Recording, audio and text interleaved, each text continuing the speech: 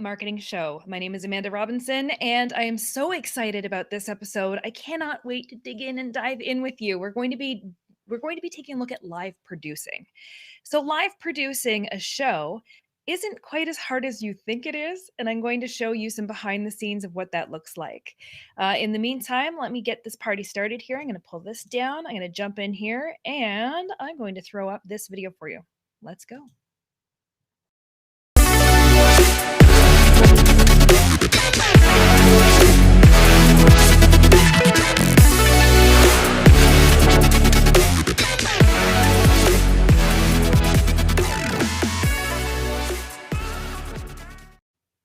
Okay, welcome. All right, if you're popping on live, let me know that you're here. Tell me where you are tuning in from. I am in beautiful, gorgeous Victoria, British Columbia, and apparently we're about to get a bit of a heat wave. So that should be very interesting. I want to know where you are. What's the weather like? What's life like where you are? And I know we have lots of people tuning in from all around the globe for this show. So that's kind of the neat part. Okay, so live producing a show. Wait, let's back it up a second. So back in my day, when I was in school, and you had a guidance counselor, and they told you what types of jobs that you could have. You could be a doctor, you could be a lawyer, you could be a veterinarian, you could be a dentist, you could be any of those, any of those professions that they teach you when you were a little kid. You can be all those things. Well, we're taking all of those traditional jobs and we're throwing them out the window. They're still wonderful. We still need them. It's still critical. But nobody ever told me sitting here that, fast forward to where I am in my life, that I would be running a professional marketing business, running a professional brand, and running live shows and live producing shows, doing digital marketing, teaching Facebook advertising. That was not a job title when I was in school. It didn't exist. So, what we're going to talk about today is a job title that rewind several years ago didn't really exist in the capacity it does now. All right, so giant shout outs to everybody who's popping in. We have Dr. Elo from Washington, D.C., and we've got, let me see if I can pronounce this correctly, Hewitt from United Kingdom, the UK. Johnny is in the house from Modesto, California. Whoa, we have a Canadian in the house. All right, let me know your name. Tuning in from Ontario, Canada. That's where I'm originally from, way back over there up in Halliburton. So 3 hours northeast of Toronto, up in cottage country. So, and then I was living right downtown Toronto, right before road tripping my way across all the United States and then landing myself out in British Columbia. And then we've got Tom is here, and he's listening in from from London, UK. So we've got all different time zones going on here. Wonderful. All right. And yeah, keep these comments coming as we're going through today's show. And then you're Craig, the show producer, and you're in Cambridge. Oh, we've got Scott. Hi. Livestream Labs in the house. Thank you. Rocking out. I'm doing the look. Craig, the show's live producer. We're in Cambridge. Perfect. Awesome. I'm so happy that you are here. So Craig, you know exactly what I'm talking about then on today's episode. So we're going to be talking about live producing a show, and it doesn't have to be that hard. It can be very simple. You can make it a little complex. I've got some sample little clips I'm going to show you. I've got them teed up here. I'll show them to you of what it looks like. I was live producing a cooking show, and it was a cooking show that was used as a charity fundraiser broadcast over Zoom, and we had different camera angles set up. So I'm going to show you some clips of that. But I just want to talk about the different ways that you can be live producing different shows. You can make money off of this. You can create a whole career around this if you wanted to. There are so many different tools that you have available to you, including tools like Restream. And Restream is the sponsor of this show. So if you do have the opportunity to check out Restream, all the cool tools that we have available, you're going to want to head over to thedigitalgal.com/Restream. Sign yourself up for one of these accounts, and you can do everything I'm doing right now. Only you can brand it your way, make it look the way you want it, and you can live produce your own shows with Restream. So there are different kinds of shows that you can be producing. Oh, we've got Germany in the house. Let me see if I can pronounce your name. Yui? Yue. Oh, I want to learn how to pronounce everybody's names here. I'm so excited to have everyone tuning in. So live producing different kinds of shows. There are shows like the one I'm on right now. It's just me solo. I am literally live producing it for myself. I'm in the driver's seat. I'm clicking around on all of the different behind the scenes pieces. I'm bringing in the captions. I'm bringing in, I can even bring in, we've got Mix FM Live. Everybody's popping in. This is great. It's good to see you. This is fantastic. All right. So, and I have other tools I can do, like I can bring up the live chat overlay. So all of your comments can pop up on screen here. Any new comments you have coming in, give me a little hello, and those will pop up over there. So I'm in the driver's seat, live producing a solo show. Totally fine. I could also grab a link and bring somebody on. This is great. You're doing a drive-in concert tomorrow night. Okay. That's cool. That's really cool. And we've got Tom in the house. This is so, oh man, I love all of the different people that we have popping in from all over, and the talent that is sitting in the audience right now. Let me tell you. So there's different types of shows, solopreneuring, live producing, right on the spot as I'm sitting here right now. I could also bring guests onto the show, and I could, this is so cool. I could bring guests onto the show, and I can have different configurations of how I want people to appear on screen. I can also bring in their names, fly in different captions for their names. I can bring different captions up on screen. So you can have it done that way. Now, that's pretty much what we're used to seeing, isn't it? Where you jump on, you see somebody on Facebook Live, or you see somebody live on YouTube, and it's either themselves talking or they have one or two guests on screen that they're rotating out. But the person live producing is usually the person in the driver's seat, clicking all the buttons, doing all the things. And it is a little bit to manage, especially when you're trying to pull somebody else up on screen, pull a caption up on screen, pull things down, bring names up, and multitask and stay on track at the same time. It's kind of like a muscle, a little bit of a skill. You work it a little more and you get more comfortable with it. And tools like Restream make it super simple, super simple. Now, there's another type of live producing that you could be doing. Let me pull this down for a moment. Another type of live producing you could be doing where you can be in the driver's seat, you can be on mute, and you don't have to be on screen. Yeah. All right, let me show you some clips. Johnny is in the house. Yeah, Johnny. I'm so like you're racking up a huge track record of showing up to these shows. This is fantastic. Okay, so let me pull up a little video clip. The first video clip I'm going to show you, this is a little sample from that cooking show. So I was live producing a cooking show. I'm not on camera anywhere, but what we did is we took a whole bunch of these little cameras, like there's a guy here. I have other little Logitech one, plus the one I'm talking to you on now. Took those and had 3 different camera angles set up. So I'm going to walk you through what the setup looked like and talk through it. I also brought in, I'm not showing them to you because I'm using them right now, but the light boxes. So, and the ring light and a whole bunch of other little bits and pieces and baubles of too much equipment that was way overkill. Probably didn't need that much. So I'm going to show you, first clip I'm showing you is going to be of camera 1. So we're going to have camera 1, camera 2, and camera 3. I'm going to show you what those look like and then show you how this person can move between the different cameras. And I'm in the driver's seat and I can just swap different cameras as they go. And this was a broadcast that was being broadcast for the purpose of the one I'm about to show you. This one, we were using Ecamm Live, which you can only use on a Mac, not a PC. And we had all 3 of those different camera angles set up. And let me just show you the first one. Okay, so here we go. It's a pasta dish with a lot of summer components to it. A lot of freshness to it, but a little bit of heavy richness as well with the cream reduction and a pan-seared scallop.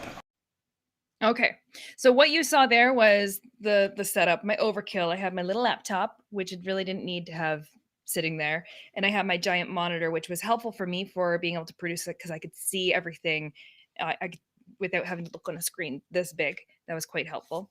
And that was camera 1. So I showed you sort of the setup, and then I clipped to a clip of what it looked like, what the audience was seeing in that look. So now I'm going to show you camera angle number 2. The inside. And then we just use a spoon, very simply, to scrape out the inside of all the seeds into a discarded bowl. So that was camera angle number 2. All right, and now let's take a look at camera angle number 1 and 2 together. So the transition between camera angle 1 and 2. Then we're going to make sure we have a sheet pan lined with parchment. And we're going to put oil, salt, and pepper on these guys. All right, so now you can kind of see we had camera angle 1 set up, camera angle 2 set up, able to switch between those 2 camera angles. Let me just double check the comments. We're good. And then last but not least, camera angle number 3. Here we go.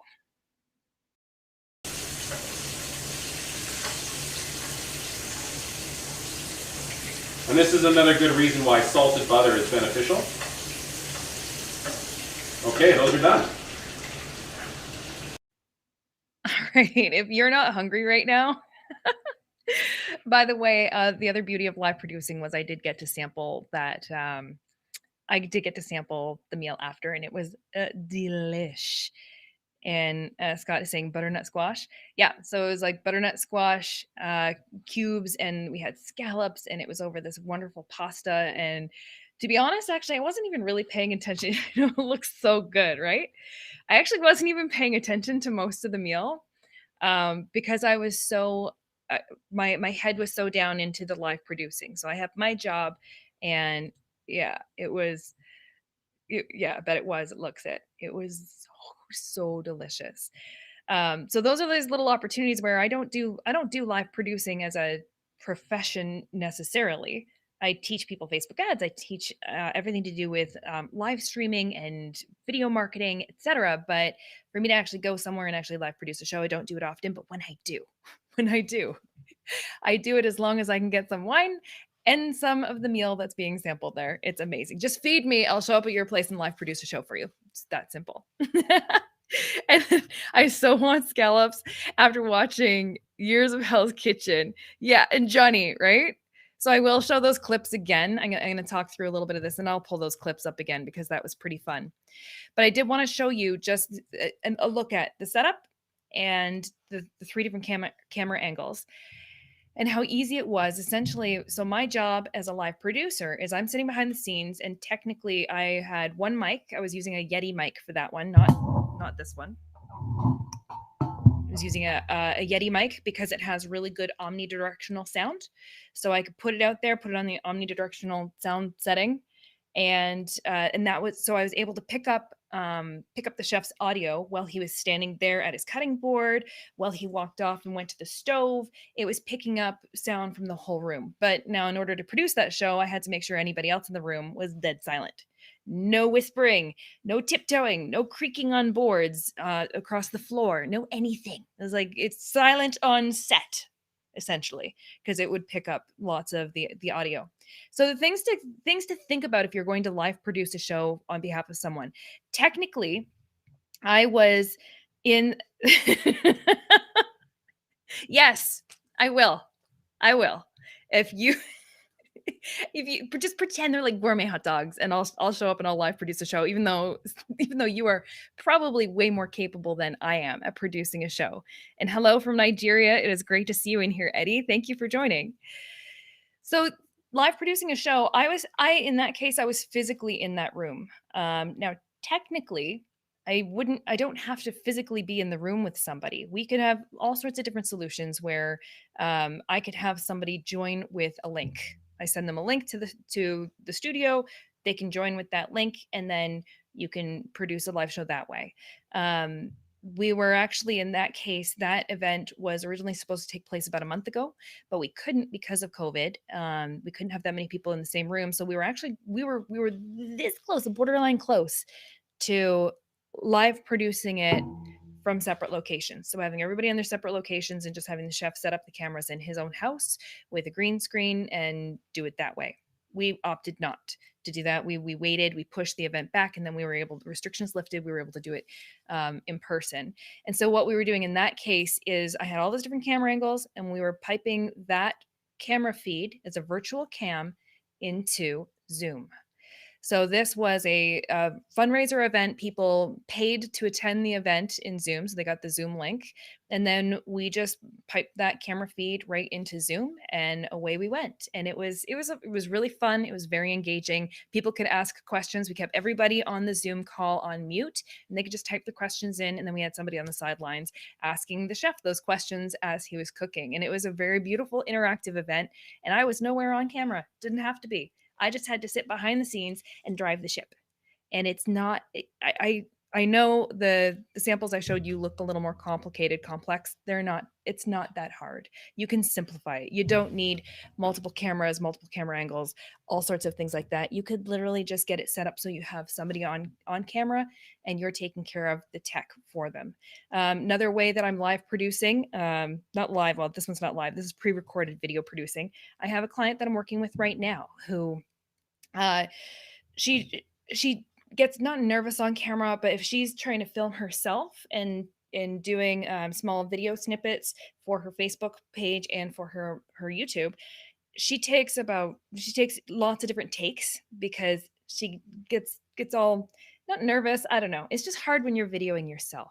So what we do for her instead is bring her into the live studio here, take me off camera, put her on camera, and then I ask her questions, I put myself on mute, and I capture her answering those questions on camera, and it brings out her personality. She doesn't have to drive the tech, she doesn't have to worry about it. She can just show up on camera, answer those questions. We record those, and then we clip those together and we can use those on her social media channels. So that's another form of producing, video producing. That was not exactly live, but it's using live streaming tools in order to do it.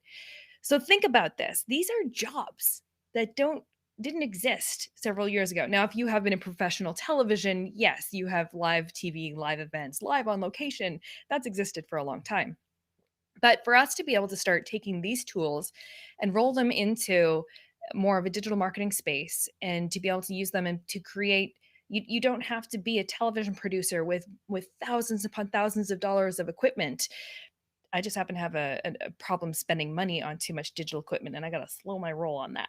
But you don't need all the equipment. You can do it with simple. You can simplify it, and we have tools like Restream where you can bring guests on, and you can have people show up. You can ask them questions. You can create different overlays. You can brand the show in different ways if you want. Everything you're seeing right here from the video marketing show. That's just a logo overlay brought over top. So I can hide that and bring up a different one.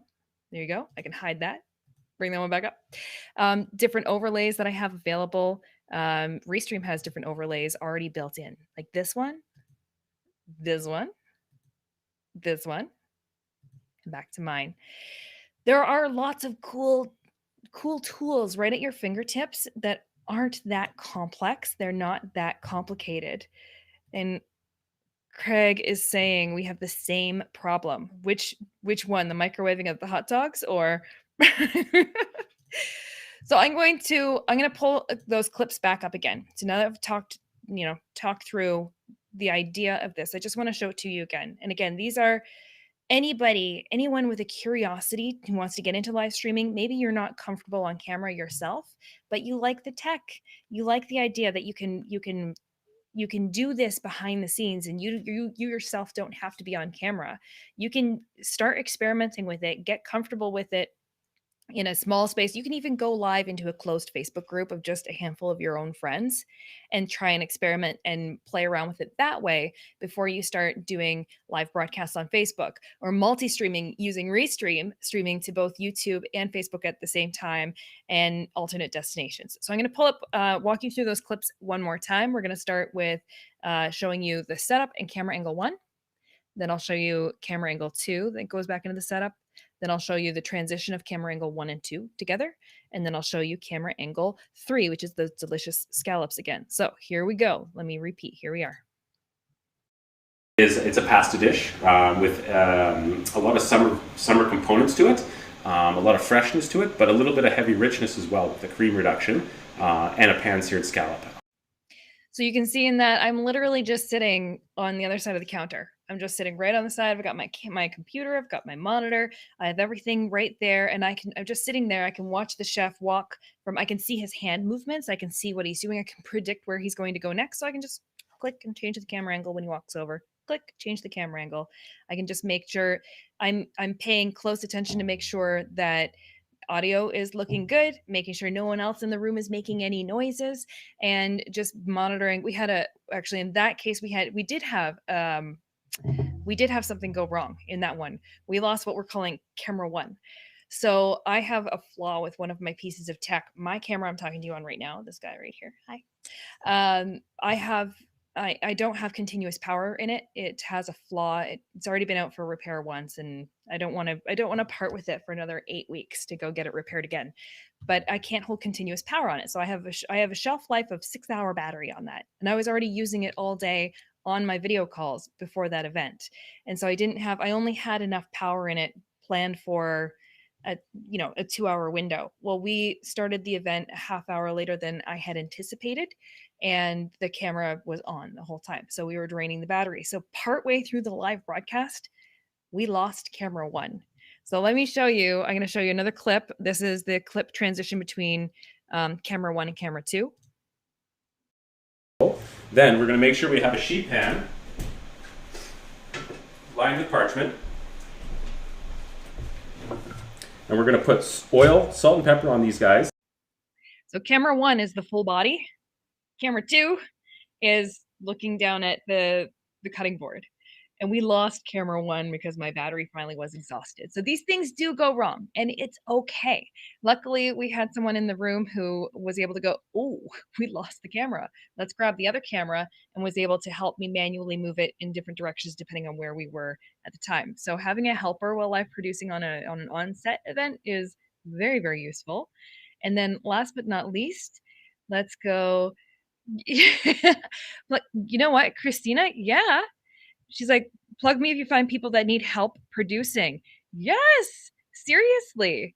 And then Eddie, love and use Restream. Oh, Craig, I feel you to my core.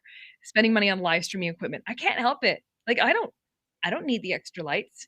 I don't need the extra camera. I don't need all the little bells and whistles that I have sitting on my desk, but I want them. I want them all. Oh man. Yeah, the absolute favorite purchase, a Stream Deck. What's that lovely thing sitting right there? Beauty. Oh, ooh, love it so much. This, for those of you that don't know, this is basically like a whole bunch of quick keys that can help you transition between scenes, transition between different camera angles, all sorts of fun things. You can play audio sounds with them. It's great because you can tee up a whole show. If you're live producing, that little thing is like godsend.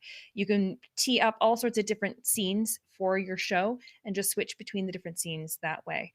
And then Tom is saying, "Love the tech side of a TV show and live stream. Would be great if I had the opportunity to do it in the future." Make the opportunity. Honestly, once the word gets out that you do it, people find you. I've already got people lined up who would like help doing more of this in the future. I'm like, whoa, whoa, whoa, wait a second. I have to weigh that out with my job, as in I have my clients, I have my membership, I have my trainings and my live shows that I'm already committed to, and I don't want to get pulled into a different direction, even though live streaming is a lot of fun. And then not spending, investing. Right. I'm investing into the business, investing into the equipment. And then this is rent that gear out. That's not a bad idea. That's actually not a bad idea. Let's take this show on the road. Tom is asking, are stream decks useful? Beyond useful. Beyond useful. They don't plug and play with every single with every program out there, but I use mine coupled with Ecamm is where I use it mostly for the different scenes and the flexibility that I have with that. It's quite fantastic. And then, well, even listen to what Craig is saying. He was able to run their entire 2 hour 4 year anniversary live stream off that Stream Deck from behind a drum set. What? Okay, I want to connect with me after. I want to see your links, shows, whatever. I want to see your stuff because that sounds amazing. Yeah, when it comes to the Stream Deck, chef's kiss.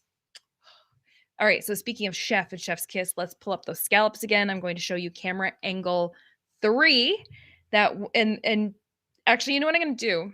Yeah, you can see it. You can see it in camera angle 1/3 before we lost camera 1. So the last clip I'm going to show you, which I already played a little bit earlier, I'm going to replay it again, is the scallops. They were so delicious. But pay attention to the microwave. So when I show you this scene, the very first clip you're going to see the chef walking over to the stove or at the stove, and you're going to see the microwave. I have a camera. I have something similar to this rigged up on the microwave and clipped to the microwave, looking down at the pan. So you can see it in the one angle. And let me pull that up here. 3, 2, scallops, go.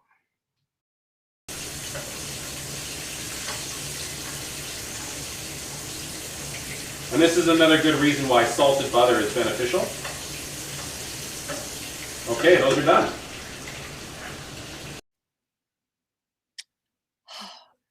So delicious. That was so good. But it was really hard to see if you weren't paying attention to it. You don't even notice it in the background. So yes, I had a wire running up along the side of the door, up onto the microwave, and Tom was like, "Found it." I'll pull it up one more time and you can see it. I'll play that clip one more time just because the scallops are so delish. And see if you can see it. So again, looking at the microwave, the camera is actually, I'm using a Gorilla Pod, like a little mini Gorilla Pod tripod that's super grippy that you can wrap around things, wrapped around the handle of the microwave, pointing the angle down. And we pointed it down. We didn't put it directly over top because we didn't want the steam coming up to get on the camera. So here I'm going to play it one more time. Here we go.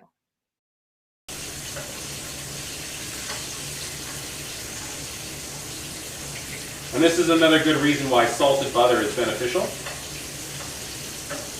Okay, those are done. I'm actually just doing this for my own benefit at this point, just rewatching the scallops over and over and over. And I know, right? I know. That's how I'm feeling right now. So yeah, that's my motivation for helping live produce a cooking show, is that I get the benefit of eating it after the fact.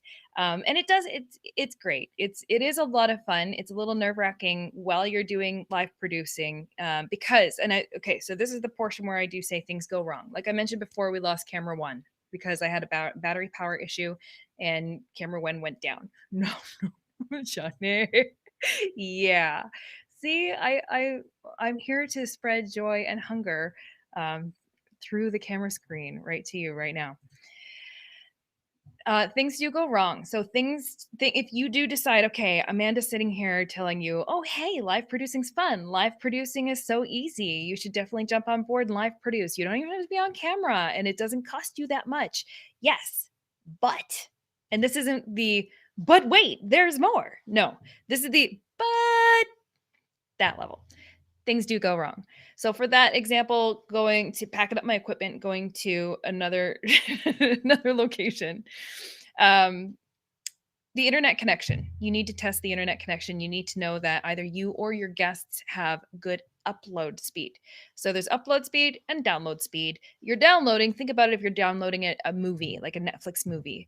If you're downloading something, then your download speeds are generally a lot higher than your upload.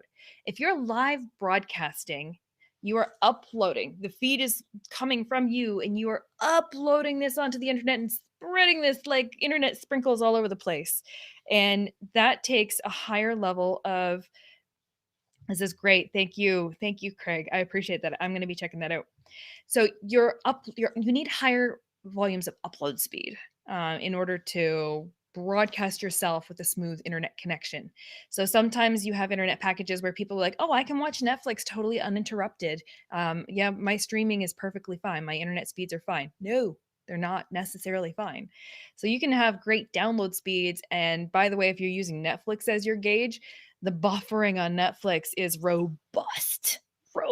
Like you could lose your internet connection for like 10 minutes, maybe not that much, it's exaggerating, and it keeps playing because it's buffered for so long, and then the connection picks back up speed again and it continues carrying on.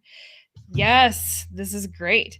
So when you need higher upload speeds, and higher upload speeds can be I don't know, I'm trying to think. Personally, I won't go live with less than 3 megabytes of upload. You might have hundreds of megabytes of download, but if you go to test your upload speeds, some people don't have very much. I've had the one place I was living, I had like 0.5 megabyte upload. You cannot, you just can't. You can't live stream with that. It's choppy. And then on top of that, if you have multiple people in the household, say you're trying to do live streaming, you're bringing a guest on when they're in their own household, but say that guest is a family, they live in a household with a family of like 5 kids, and all of those kids are in their bedrooms right now, and they're all on their devices. They're either on a computer, on a video call with a friend, or they're on these devices. Those all require upload speed.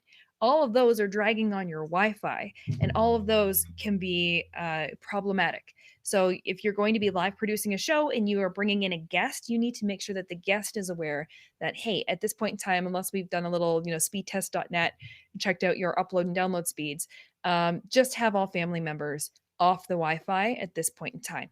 Get them off. Have everybody go outside and play. Go do something. Go go play chess. Go play a board game. Just get off the internet so that you just have one family member using it at that point in time. And then Tom is saying, would you recommend that the upload speed should be what? Oh yeah, what would you recommend? Upload like bare bones minimum 3 megabytes upload. I've made it do with less, but you'll want more. Actually, I'm going to do a quick speedtest.net on what I've got going on right this very second, because I know it's come a long way. We've got go doing the speed test on my end, and notice how that's actually causing me to slow down right now. I'm getting choppy on here because I'm running a speed test on the sidelines. And then Craig is saying we are great with 15 megabytes of upload. Yes, that would be ideal. I mean, anywhere around 10, 7 to 10, excellent. 15 is like fantastic. And then where am I at? I've got 477 megabytes per second of download speeds. Download. It's not negative. It's a and it's ranking my upload right now. I'm at 20 megabytes per second upload. But if you aren't familiar with upload and download speeds, and I'm going to close that tab there. If you're not familiar with upload and download speeds, and this isn't a part of something that you've ever had to pay attention to, it's just a really handy thing to either have you check or have your guests check before you're doing any type of live broadcasting or live producing. Your upload speeds are what matters. Don't care about the download speeds. Well, we do, but download speeds are always going to be much more robust than your upload. Upload's where it counts. Other things that you want to keep in mind. This is the biggie, big biggie, is that if you have other people in the room and they have other devices, like say someone is opening up, say you're live producing, but somebody else in the room is like, oh, I want to check the comments, and they go to open the broadcast on their phone or on another computer that they have. Well, if they tune into that, now you've got another microphone and audio output in the same room that can create a hyperloop of what's that called, like audio feedback, where you get that echo. What was that? That's annoying. Can anybody else hear my voice? That's, you know exactly what I mean. Oh, it's the most annoying thing ever, because it's that little panic of like, oh, how do we stop? Ooh, what's causing it? Well, what's causing that is the audio coming out of the computer. So your speakers are sending audio out. Your microphone is picking that audio up and causing it to loop back in. So there's a loop between audio coming out of the computer, a small audio delay, and it going into your microphone, catching it, picking it up, and causing a loop. So that can happen if you have other devices that are also trying to tune into the same broadcast. And say if you have multiple people in the same room trying to join a Zoom link, and then you're getting that screeching or echo or audio going on. That's something that you need to pay attention to. And Craig, thank you for dropping that in the Elgato Stream Deck. And just if you're popping on right now, we've got, back and forth in the comments talking about this lovely little guy right here. Actually, if I wake it up, you can see. Here, I'll pull this down for a second. Let me see. So I've got, these are other scenes from another show that are already kind of programmed in there. So I can switch my scenes. I can switch scenes, screen share, pull up my different overlays. They're all programmed in, and that's one of my sets for my live video training that I do. So it's all set so I can move my face to a different part of the screen depending on what I am showcasing online. And then BC Streaming is asking, does anyone use Pro Presenter with Restream. I am not familiar with Pro Presenter. Not yet, anyway. Are Stream Decks expensive? Stream Decks are, they have a little mini. Like, they have like little ones. I have, let me just pull up.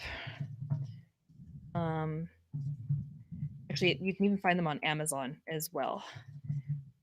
Deck. So I'm pulling that up. The version I have is about $200 for that size, and there's smaller sizes too. There's like little mini ones with just a few buttons that you can get. Yeah, so that's lots of live streaming tools, and there you go. Yeah, so Tom, definitely go and check it out and see what you think. So, I get excited with all of this. So there's lots of different tools and tech that you can have, but you can keep it super simple. If you've never thought of this before, live producing is a thing. Live show producing is a thing. You don't have to work for a TV network or have, thousands and thousands of dollars in equipment. You can use programs like what we have right here, right at our fingertips with Restream. You can use Restream and live produce shows. You can use other programs like Ecamm to live produce shows.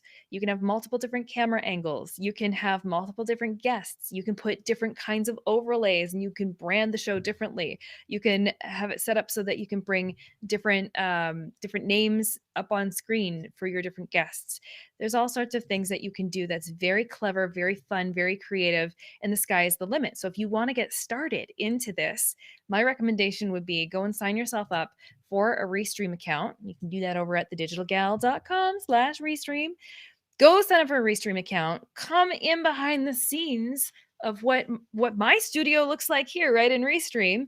You'll see it too. Once you're in Restream, it's browser based and it has a full studio with all of these different logos, overlays, captions, all sorts of things that you can do. So start there, get familiar with it, start playing around with it. You can live broadcast into a closed Facebook group of just a handful of friends just to get comfortable with the different features. You can invite friends onto your broadcast, and you can just experiment with it.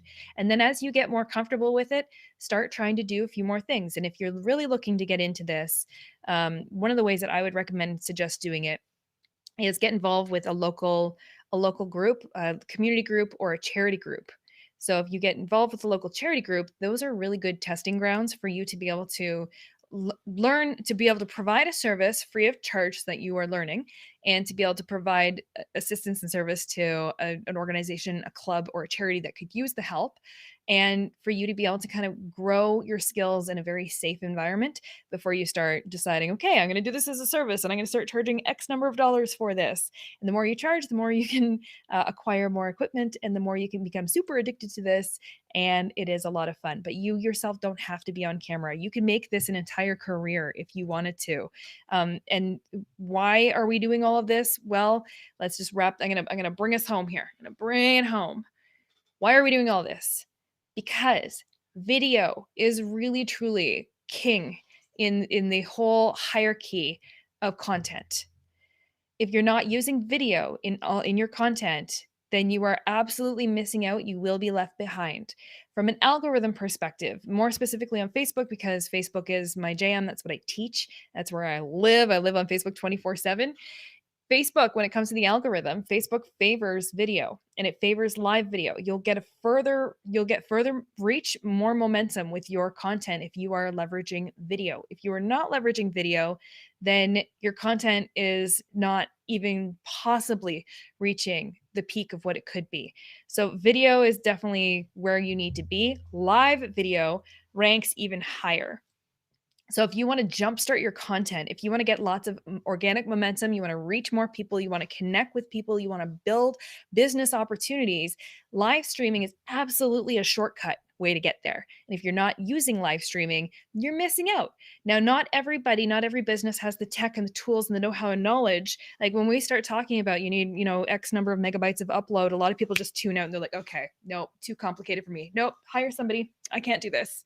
Well, they could hire you. You can do this. You can get familiar with this and comfortable with this, and they could hire you. You can provide this as a service to other businesses to help them with their content, and you can be in the driver's seat. You don't have to be on camera. So I just wanted to show you. I don't think a lot of people are talking about this as a career path or as something that you can actually be doing, but it is. There's a need for it, and you can absolutely do it. So just get in there and play around. Craig is saying the problem is pre-spending your gig money. Yeah. Problem is pre-spending your gig money. Just bought a cam link with the money I'm making producing tomorrow night. Hashtag livestream life. Oh, I feel you there. I feel you there. I buy gear. I'm almost looking for excuses to do live producing just because of the gear I want to buy to do it. I want to get next up I want to get the Rode lav mics, the wireless lav mics, and I want to be able to kind of up the audio so I can have more than one person. Another quick question, how much would you say you have to spend on tech equipment? Don't. You don't. Just start with a computer. That's it. Start with the computer and just get into a tool like Restream and bring a guest on with a link. Start there. And then you can start getting more fancy with adding a better camera or buying different cameras or buying a stream deck. You just don't spend the money to start. Play around, because that's where you're going to run yourself into a trap there. If you're constantly chasing oh, I can't do this until I get a green screen, which is sitting on my floor right now. By the way, I have you can't see them, but I have two giant tripods right there and right there, and I have a green screen on a bar that I put it down on the floor when I'm not using it, pick it up, and I just hook it on to my tripods when I am using it. And I can convert this into a whole other space. It's really cool. But you don't need any of that. You don't need it. You really, if you start getting lost down the rabbit hole of chasing all the tech that would make things easier, yes, it does make things easier, then you won't ever start. You'll always have that little hesitation of like, oh, I don't know if I can do it because I don't have that thing. Or, oh, I don't know if I can do that type of job because I don't have the other thing. You don't need it. You just start where you are, and then you'll always have workarounds that you figure out on your own. And then when you get sick of doing the workaround time and time again, then you're like, okay, I'm gonna buy a stream deck, or okay, I'm finally buying a green screen, I'm doing it, or okay, I'm finally upgrading my lighting because I deserve it. Like, there's all sorts of ways around that. Yes, Victor nailed it. Start, then grow as needed. And then Craig is saying a decent laptop and Logitech C920 are a great start. And I actually have my Logitech C920 is usually sitting right here, but I just bought this other guy here, the Logitech Stream Cam. Let's see, is that guy right there? Because it can do this, and it can also do this. It can do vertical as well. And I like the quality of this guy better than the Logitech C920, because the Logitech C920 and we don't get along. It just it over focuses, or not over focuses. It blows out the highlights. The ISO on it is just really inconsistent. Like, if I were sitting here on it right now and the light comes onto the garage door, which is white, and then reflects back in here, it changes the lighting and the highlights just blow right out. And it can happen in the course of sitting here over half an hour. Your lighting can start one way and then it changes. And yes, everyone is saying, Robert, totally agree. As you grow, then upgrade the tech. But jump into this. Yeah, you can use your phone as a cam. It's so true. It's so true. There are so many possibilities with what you can do with live streaming and live producing. You're kind of like MacGyver. Am I dating myself saying that? You're kind of like MacGyver. You can just, use like a toothpick and a piece of dental floss and just MacGyver this into the most amazing thing. You can take whatever bits and pieces of tech you have to work with right now, and you can just get started. And then from there, as you get more confidence, you'll start to realize where your opportunities are for you to add some more tech on. Crazy IT guy, just saying. That's fabulous. Well, okay, I've rambled on a ton about this, so why don't I'm gonna show that scallops clip one more time, because why not? Because now I'm starving, and now that's exactly what I'm gonna be after, a nice seafood pasta after I'm done live broadcasting.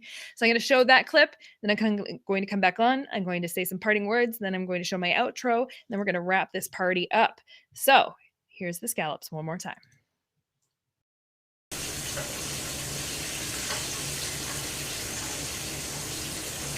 And this is another good reason why salted butter is beneficial. Okay, those are done. I'm just in like food heaven right now. Yes, please.